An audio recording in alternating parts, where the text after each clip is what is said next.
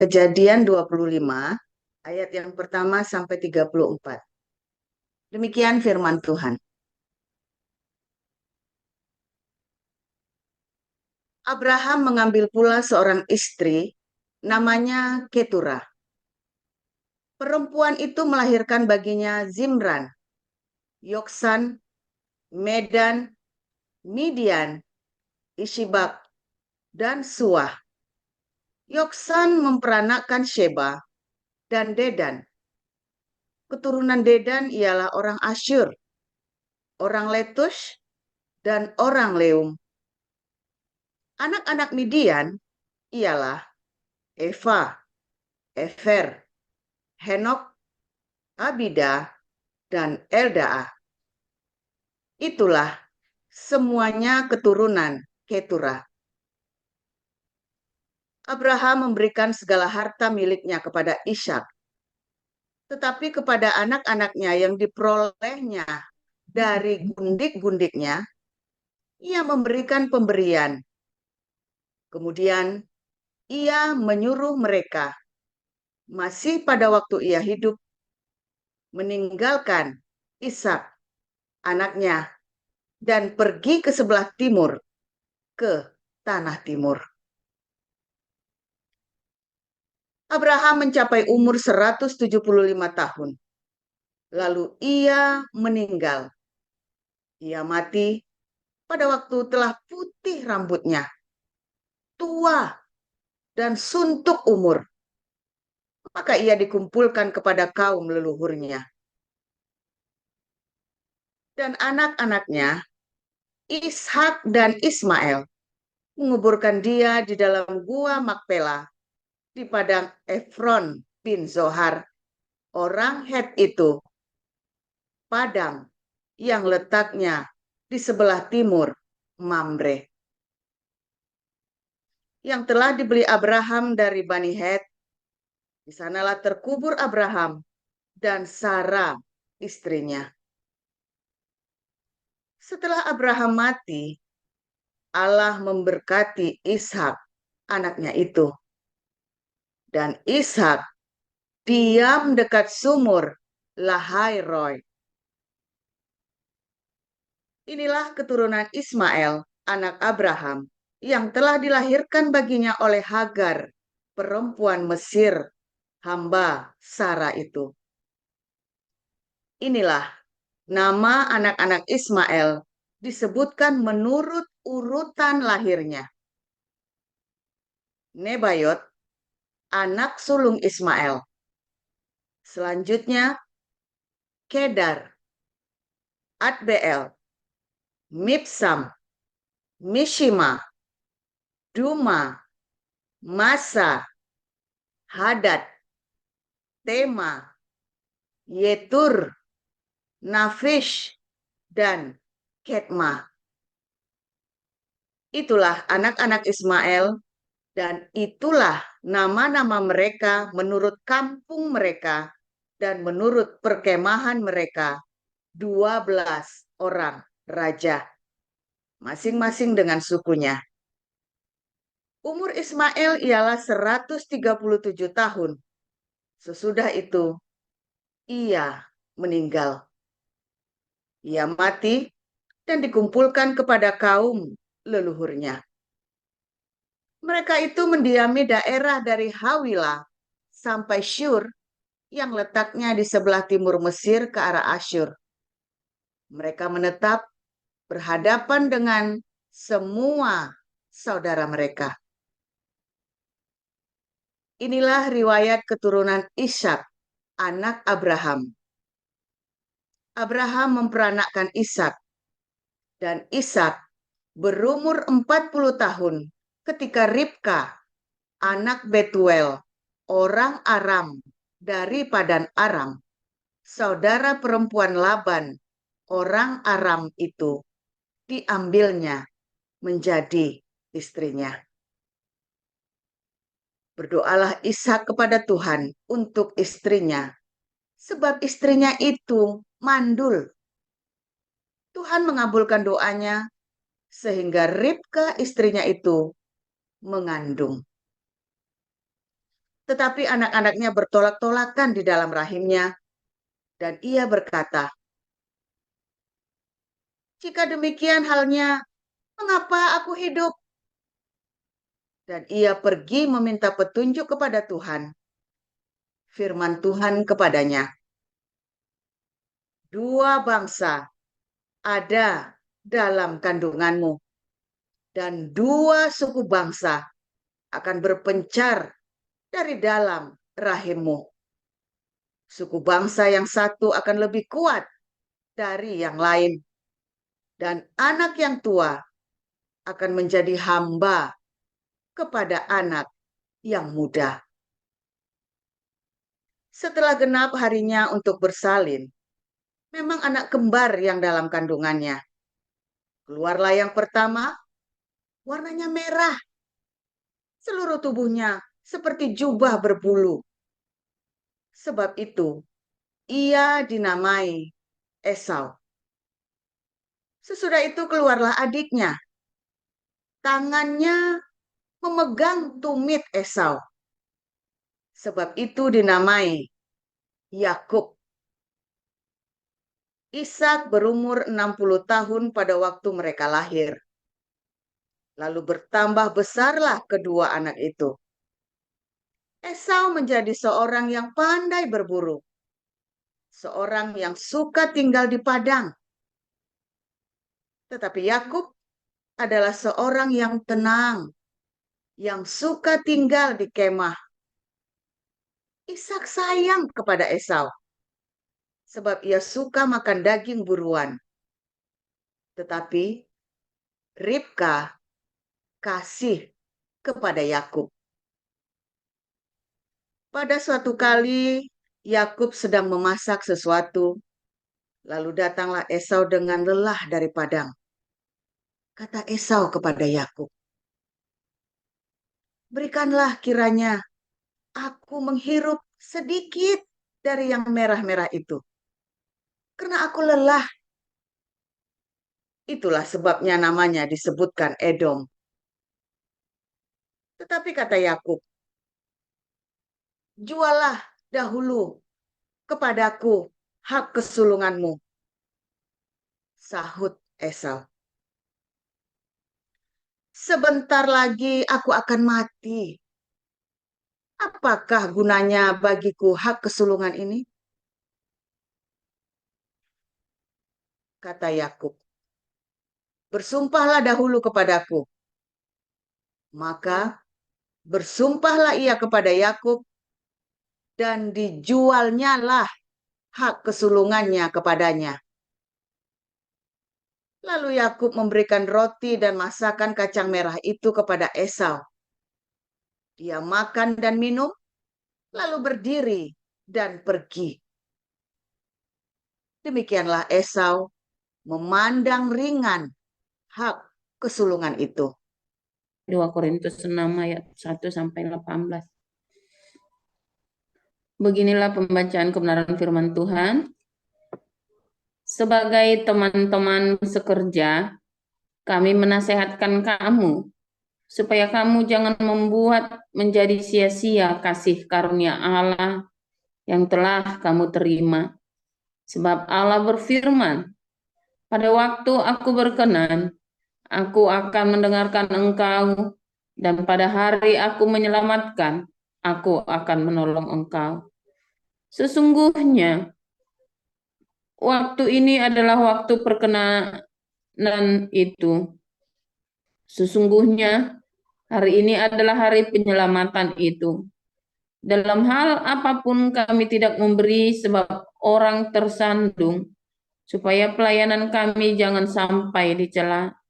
Sebaliknya, dalam segala hal kami menunjukkan bahwa kami adalah pelayan Allah, yaitu dalam menahan dengan penuh kesabaran dalam penderitaan, kesesakan dan kesukaran, dalam menanggung dera, dalam penjara dan kerusuhan, dalam berjerih payah, dalam berjaga-jaga dan berpuasa, dalam kemurnian hati, pengetahuan, kesabaran, dan kemurahan hati, dalam Roh Kudus dan kasih yang tidak munafik, dalam pemberitaan kebenaran dan kekuasaan Allah, dengan menggunakan senjata-senjata keadilan untuk menyerang ataupun untuk membela.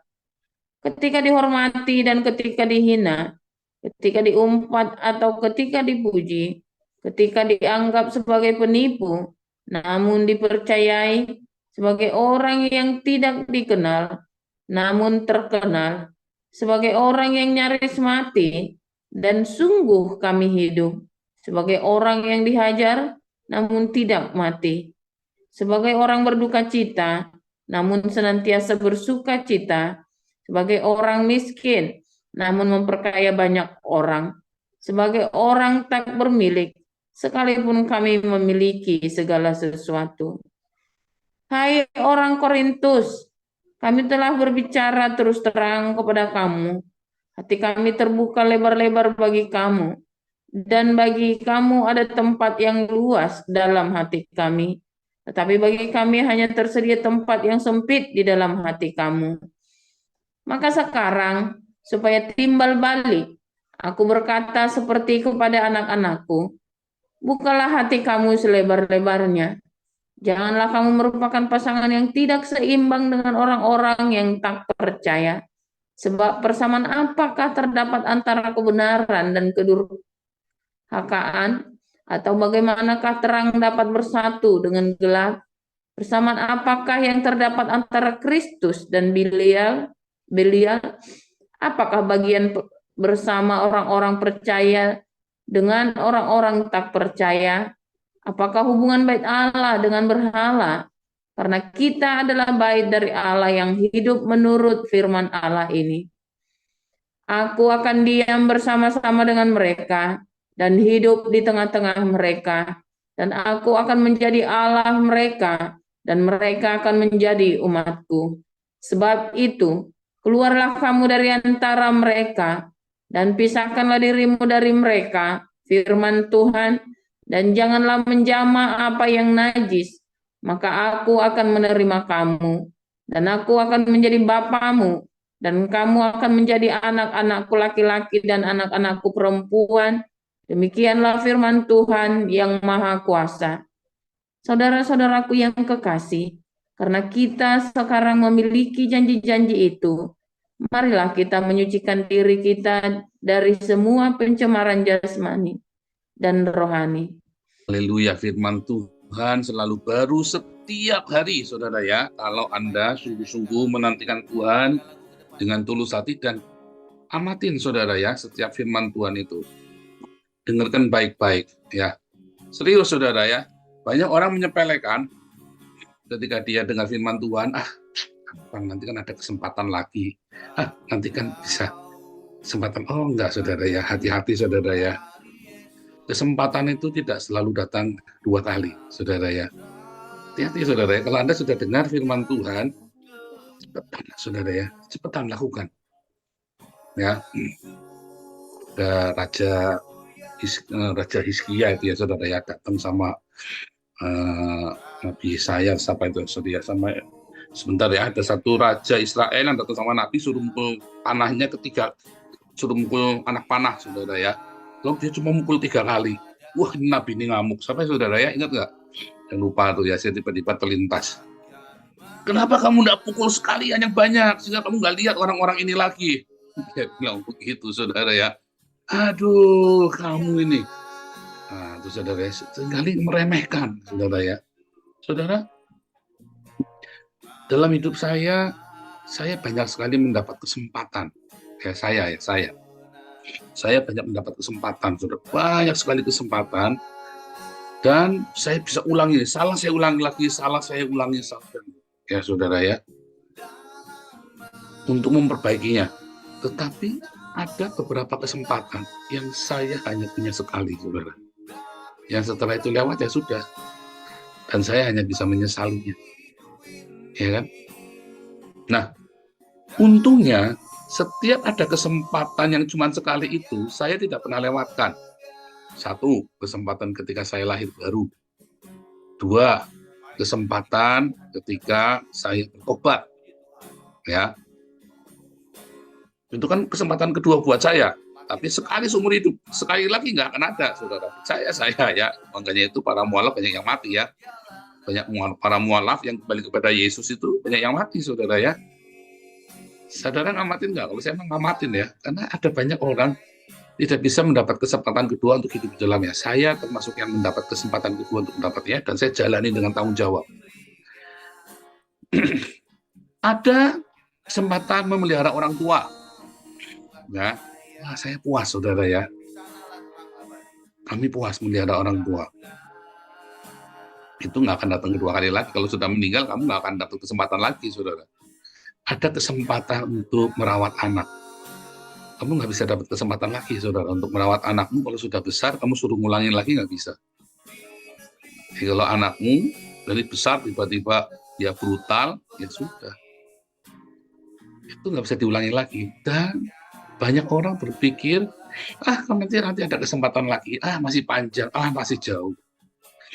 Hari ini, saudara, hari ini selalu, ya kalau saya berantem sama anak itu ya, berantemnya apa, saudara? Karena banyak orang seperti anak, contohnya seperti orang-orang lain, seperti yang lalai, nggak disiplin. Nah, kita saling mengingatkan, ayo, itu, saudara ya, kita mengingatkan. Nah, kita berantemnya begitu, bukan berantem yang nggak produktif. Kita kalau berantem produktif, saudara ya, jangan bertengkar yang tidak produktif, ya. Bertengkar yang tidak produktif itu ya, banyak, yang orang kanggo, saudara, gosip, ya kan, apalagi bertengkar yang tidak produktif itu ya. Gosip itu ya, saudara ya, gosip itu bertengkar yang tidak produktif.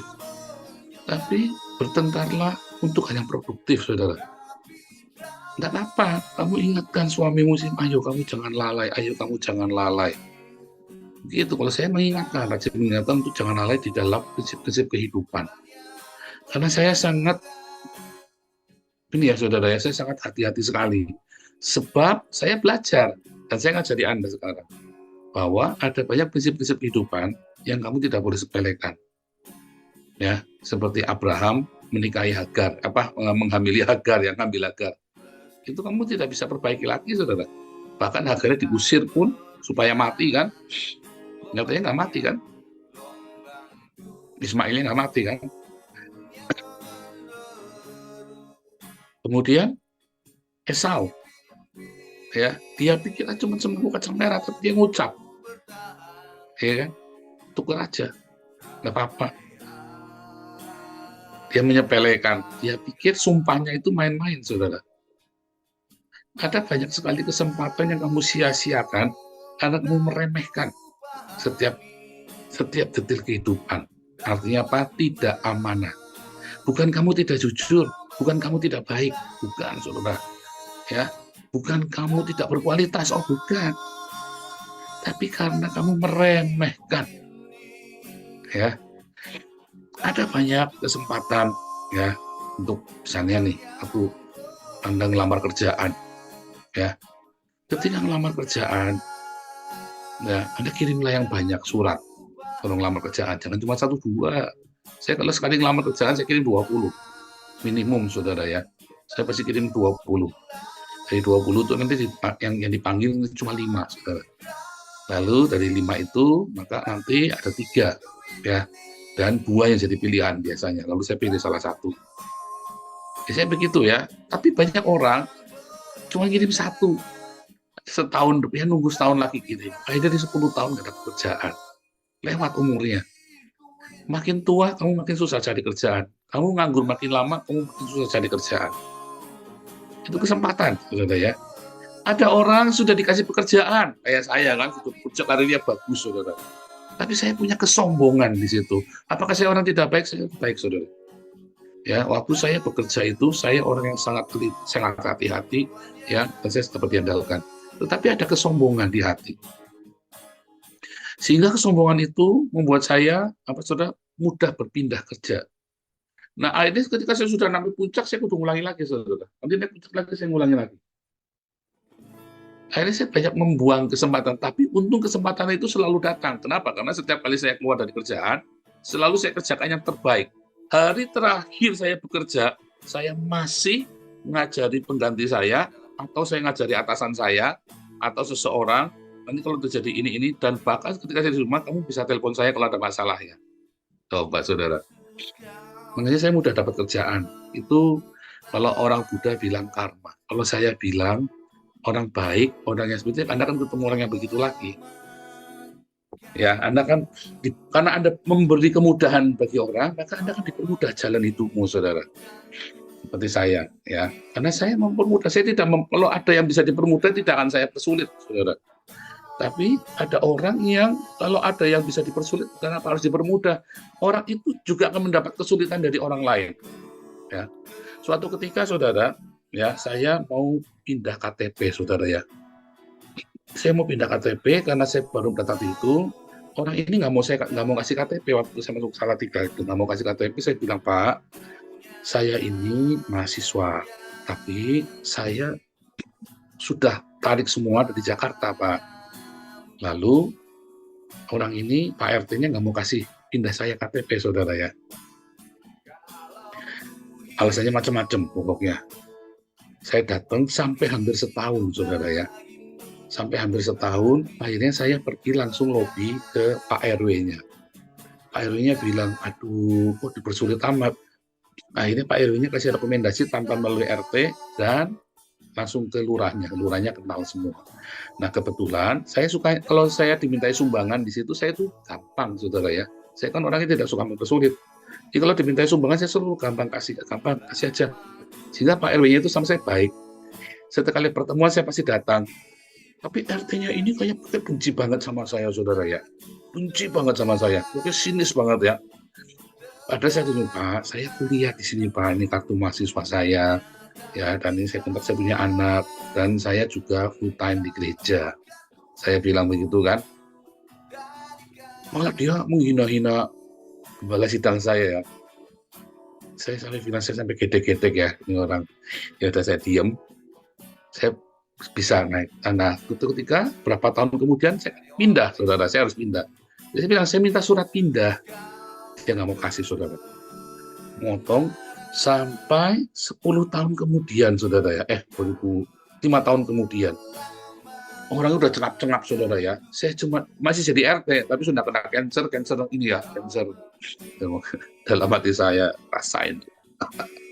Mempersulit saya, kamu. Iya kan, orang-orang begitu kan. Dulu saya bertobat, saya masih brutal, saudara ya. Waktu itu saya masih brutalnya, saudara. Saya bilang. Terus setahun kemudian saya sudah bertobat, saya datang lagi ke situ, saudara ya. Orangnya sudah koma, sudah nggak mau kasih lagi, saudara. Istrinya pun sama saya galak, diusir saya, saudara ya. Saya bilang, Bu, itu haknya saya sebagai warga negara. Ya tetap saya ngomongnya baik, saudara ya. Lalu saya pergi ke lurah pun nggak bisa, aturannya sudah berubah, udah nggak bisa lagi, saudara ya. Karena sudah elektronik semua kan. Saudara, waktu itu saya sudah di dalam Tuhan ya, saudara ya. Orang ini berusaha mempersulit saya, berusaha ngerepotin saya, keluarganya dia satu keluarga, saudara, si RT ini. Ya akhirnya apa, saudara? Ya TV One datangnya ke situ, saudara. Tuhan baik ya, saudara ya. Di tengah kesialan saya lagi jengkel ngurus KTP. Kayak lama aja situ ya TV One datangnya ke sana. Iya kan?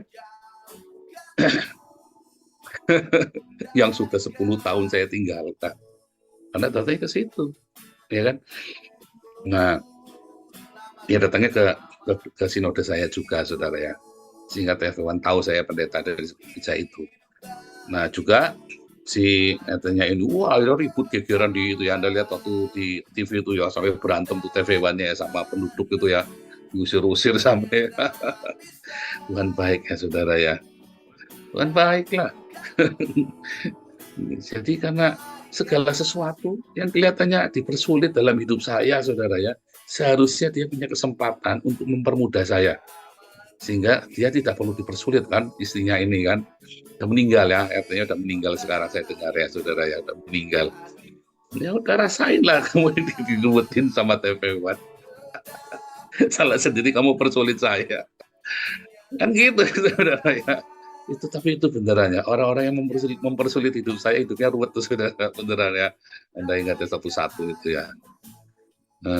Ya orang-orang yang mempersulit hidup saya itu hidupnya ikut ruwet ya, ikut ruwet pokoknya. Ya sembuh kenapa, saudara? Karena saya tidak pernah persulit hidupnya orang, saudara ya. Simple. Saya tidak suka berintrik, saya tidak suka berpolitik praktis di perusahaan, di kantor, itu saya nggak suka, saudara ya. Saya setuju. Makanya saya bilang, para pengurus jangan berintrik. Pokoknya open saja semua. Ya, saya bukan musuhmu. Ya, saya juga bukan orang yang rewel. Bukan orang yang bawel, nggak kayak Bulianti, bawelnya minta ampun itu. Lalu kata Bulianti, bawelnya minta ampun. Saya bukan kayak Bulianti, saya orangnya gampang. Easy going. Tapi kalau saya sudah mau, jangan berintrik dengan saya. Open saja, saudara ya. Karena tujuan saya cuma buat saya bertanggung jawab ke masyarakat. Ya. Jadi jangan berintrik dengan saya. Jangan ruwet sama saya. Karena Jehovah Sebaot yang menjaga saya, saudara. Serius, saudara ya. Dan saya habis-habisan buat komunitas ini. Nah, kita balik, saudara ya. Mengapa ada banyak Anda lewatkan kesempatan? Ya. Mengapa ada banyak sekali kesempatan? Rata-rata, saudara, semua kesempatan itu hilang. Rata-rata gara-gara meremehkan. Kenapa meremehkan? Karena ada kesombongan. Gampang, nanti kan. Gampang. Itu loh ya. Meremehkan itu kan sebenarnya karena kamu sombong, kamu pikir gampang. Ya, gampang. Enggak gampang, saudara. Ada pertanggungjawaban dalam hidupmu, ya, dan hidupmu itu kalau tidak harus dipertanggungjawabkan kepada semesta alam ini. Karena kita bagian dari semesta alam. Makanya orang-orang yang suka meremehkan, ya, maka dia banyak ketinggalan, saudara. Orang Indonesia itu ya rata-rata ya orang ASEAN ya, saya cerita orang Asia ya, orang Cina enggak. Saya kalau sama orang Cina saya suka pusing ke pontal-pontal ya. Nah, kalau Anda urusan sama orang Singapura juga mereka suka marah. Kamu jangan meremehkan yang seperti ini. Ya. Kemudian Anda datang sama orang Jerman itu, Pak Awe itu, sewot, saudara, kalau ada sesuatu yang kamu sepelekan begitu ya, kelihatannya cuma sepele ya. Saya ngamuk tuh Pak Awe, saudara. Serius, orang Jerman itu kalau udah bilang alles in Ordnung, berarti benar-benar terkendali, saudara. Hati-hati, saudara. Anda nggak boleh geser jadwal, nggak boleh geser jadwalnya dia, nggak boleh. Wah, saya ngamuk, saudara. Dia itu. Ya, suatu ketika saya di Jerman, di Berlin itu sama Pak Awe itu ya, saya tidak meremehkan dia, janjinya nggak jelas kok saya bilang ya. Jadi saya rubah. Saya rubah supaya saya bisa antar Pak Awe pulang. Orang yang ngamuk, saudara ya. Orang yang di Jerman itu teman saya itu ya. Saya bilang, saya tidak meremehkan kamu loh. Kita janjinya nggak fix loh kemarin. Terus ya nggak bisa begitu karena udah dijelasin, oke deh. Akhirnya Pak Awe pulang naik kereta ngalah Pak Awe-nya, saudara ya. Padahal waktu itu Pak Awe baru sembuh dari sakit ya, saudara. Jadi saya nggak tega mau suruh pulang sendiri. Mau saya antar. Ngamuk, saudara ya. Itu biasa. Jadi saya juga tidak tersinggung dengan dia. Dia juga sudah punya kepentingan dengan orang yang kita baptis, yang kita layani. Saya juga punya tanggung jawab. Saya harus bawa pulang Pak Awe dengan selamat karena baru sembuh dari sakit, saudara ya. Jadinya, tapi orang Jerman ini nggak mau terima, dia ngamuk bener, yang ngoceh-ngoceh dia panjang lebar, saudara. Nggak bisa, kalau saya tenang, ya kan? Karena dia bukan musuh saya, dan saya tidak pernah menganggap dia musuh, dia hanya kesalahpahaman, ya, nggak perlu dimasukkan hati. Udah selesai, ya udah baik lagi. Lah masih tadi kamu ini, ya karena kita nggak jelas, dan saya punya tanggung jawab. Sekarang ya udah kita cari solusinya tadi. Kamu kalau begitu, kamu tenang, saya pasti cari solusi. Saya bukan orang yang terus masa bodoh. Ada orang yang masa bodoh, bukan urusan gua. Saya bukan orang yang masa bodoh, bukan urusan saya. Nggak pernah saya. Seumur hidup saya tidak pernah, masa bodoh bukan urusan saya. Bahkan musuh saya pun saya perhatikan, saudara ya. Sudah saya buktikan kepada Anda. Meremehkan. Kamu akan banyak sekali kesempatan yang hilang dalam hidupmu. Kalau kamu meremehkan. Ya, meremehkan bangun pagi, meremehkan olahraga, meremehkan makan sehat, meremehkan persahabatan, meremehkan duduk nonton sama anakmu, saudara. Aduh, ya kan? Kita orang tua kan paling males nonton film kartun kan, animasi sama anak-anak kan. Kalau Pak Abraham Prasetyo ini hobi anime ya susah ya, pasti duduk nongkrongin. Saya nggak suka animasi dari dulu, saudara ya. Dari dulu saya nggak suka film animasi memang ya. Saya lihat teman-teman itu juga banyak yang nggak mau duduk, wah film anak kecil nggak mau nonton. Saya tak tongkrongin, anak saya suka film apa, walaupun saya nggak suka tak tongkrongin, saudara. Saya ikut nonton bioskop. Saya nonton film kartun di bioskop itu paling sebel, saudara. Saya bilang, sekarang anaknya sudah besar ya. Saya bilang, nonton film kartun kok di bioskop. Nonton bioskop itu nonton film action yang jeblong-jeblong gitu loh, baru keren. Atau film 3 dimensi. Nonton film kartun di rumah saja, TV kita besar, saya bilang. Karena udah besar, tapi waktu kecil ya kita turutin. Dia suka nonton film kartun, kita temenin, saudara, ya nggak apa-apa. Kesempatan, kamu suka yang dia suka. Kamu nggak boleh remehkan. Meremehkan, kamu berdoa untuk jodohmu. Jangan remehkan. Ada banyak sekali yang jangan kamu remehkan. Easy going, tapi bukan meremehkan. Artinya kamu ingat, kamu catat. Bagaimana Pak supaya jangan meremehkan? Hatimu jangan sombong.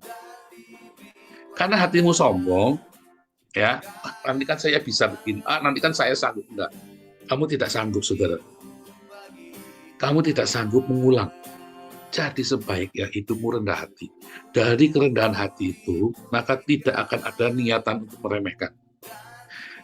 Sifat meremehkan itu selalu datang dari hati yang sombong, saudara. Percaya saya.